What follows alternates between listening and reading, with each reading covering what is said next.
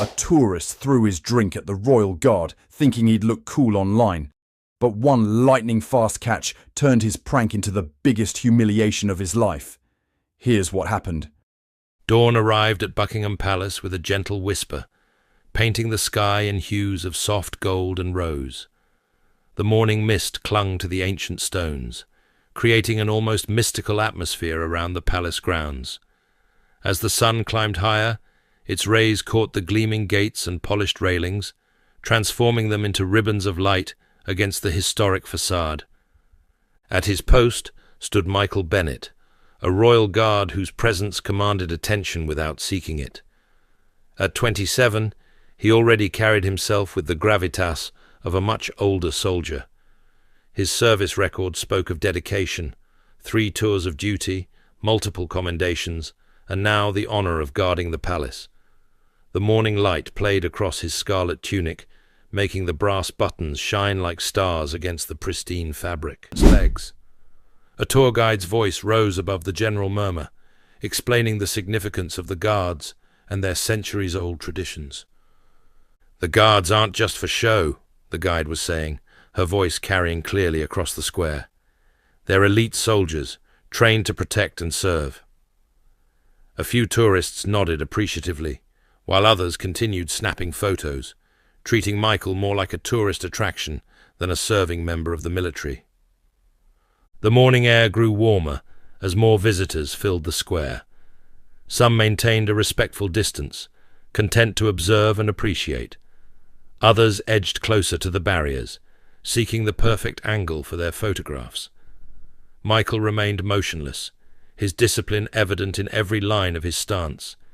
His eyes, though fixed ahead, missed nothing, a skill honed through years of military service.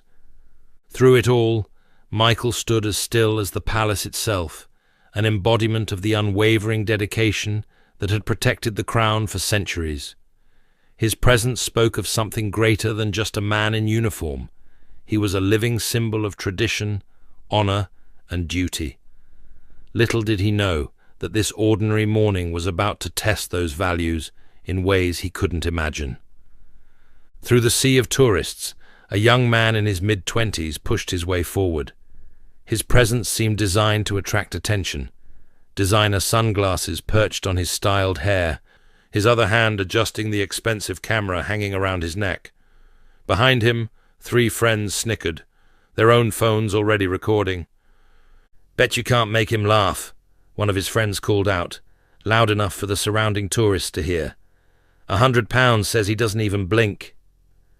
Ryan's face lit up with the challenge. He handed his coffee to one of his friends and strutted closer to Michael, deliberately crossing into the guard's line of sight.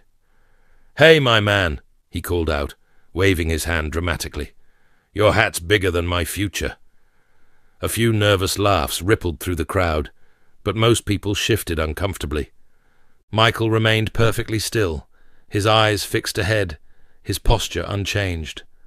The morning sun caught his medals, sending bright flashes across the square, silent testimonies to his service that Ryan seemed blind to.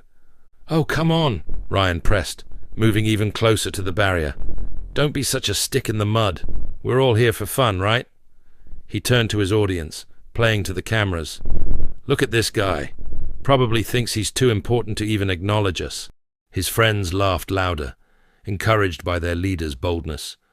One of them, sporting a matching Prankster Squad t-shirt, tossed a wadded paper napkin that landed near Michael's polished boots. The crowd gasped softly, but Michael didn't so much as twitch. "Ladies and gentlemen," Ryan announced, raising his voice theatrically, "I present to you London's most expensive statue." He pulled out his phone again, narrating to his followers.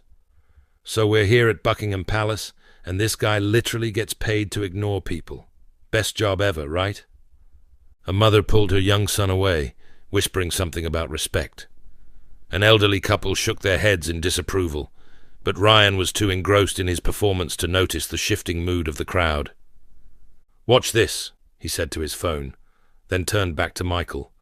"Hey, Queen's buddy, I heard these hats are fake fur, probably from the dollar store, am I right?"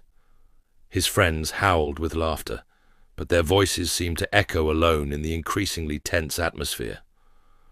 Ryan retrieved his coffee from his friend, taking a long sip through the straw while studying Michael's impassive face. "Maybe he's not ignoring us," he mused loudly. "Maybe he's sleeping with his eyes open. Should we check?" The crowd had grown larger now, drawn by the commotion. Phones emerged from pockets and bags, but they weren't just recording Ryan's prank anymore. They were documenting his increase. He called out, his voice steady but stern. "That uniform deserves your respect." Ryan spun around, his face lighting up at this new opportunity for drama. "Oh yeah? It's just fabric and buttons, old-timer. I could buy the whole outfit on Amazon." His friends snickered, but their laughter seemed more nervous now, aware of the growing hostility from the other tourists.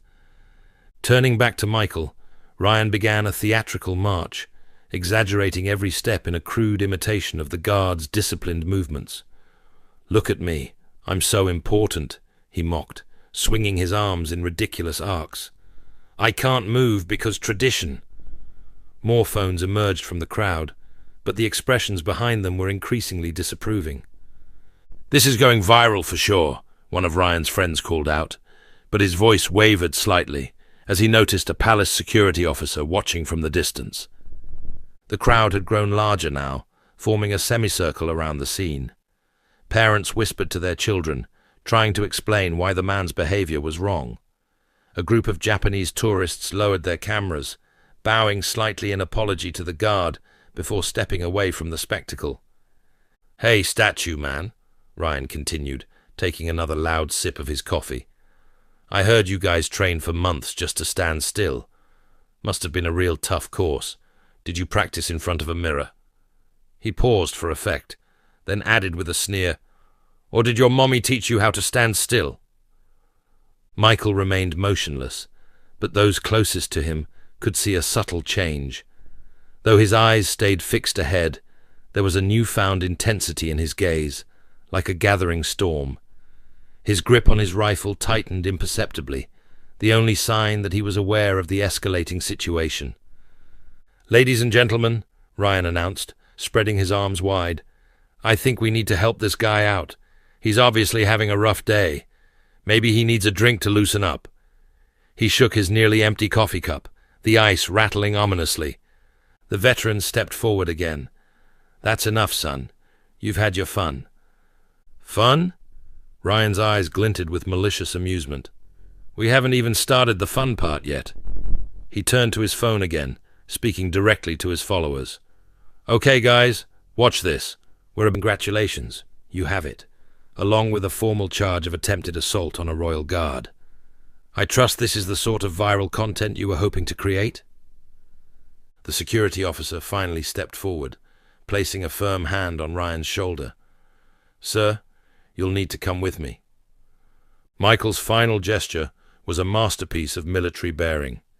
He tucked the coffee cup into his belt, adjusted his rifle to its proper position, and resumed his stance, all in one fluid motion that spoke of years of training. His eyes returned to their forward position, but not before giving Ryan one final look that made the tourist visibly wince. The moment Michael resumed his post, the crowd erupted into spontaneous applause. The sound rolled across the square like thunder, bouncing off the palace walls and drowning out Ryan's protests as the security officer led him away. Phones remained raised, but now they were capturing something entirely different, a moment of triumph for tradition over disrespect. "That's how it's done," the veteran called out, his voice thick with emotion. He stepped forward, removing his service cap and holding it over his heart.